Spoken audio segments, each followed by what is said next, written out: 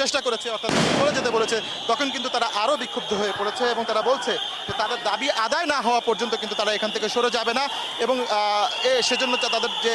আন্দোলন বা সংগ্রামটি রয়েছে সেটি কিন্তু তারা কন্টিনিউ করবে, চালিয়ে যাবে, এরকমটি কিন্তু তারা বলছে। এখন পর্যন্ত আমরা যদি দেখতে পাচ্ছি যে পুলিশ কিন্তু এই সড়কটি ফাঁকা করার জন্য তাদেরকে আবারও সরিয়ে দেওয়ার জন্য এখানে কিন্তু অ্যাকশনে গেছে এবং আপনি দেখতে পাচ্ছেন যে জলকামানের পানি ছোড়া হচ্ছে, একই সাথে সেই সাউন্ড গ্রেনেড যেটি রয়েছে সেটি কিন্তু বারবার নিক্ষেপ করা হচ্ছে যেন শিক্ষার্থীরা এখান থেকে সরে যায়, কিন্তু শিক্ষার্থীরাও তাদের দাবি আদায় না করা পর্যন্ত এখান থেকে সরছে না। তো এরকম পরিস্থিতির মধ্যেই আসলে এখানে বিরাজ করছে এবং আপনি দেখতে পাচ্ছেন যে পুলিশ কিন্তু যে প্রয়োজনীয় ব্যবস্থা রয়েছে আইন শৃঙ্খলা রক্ষার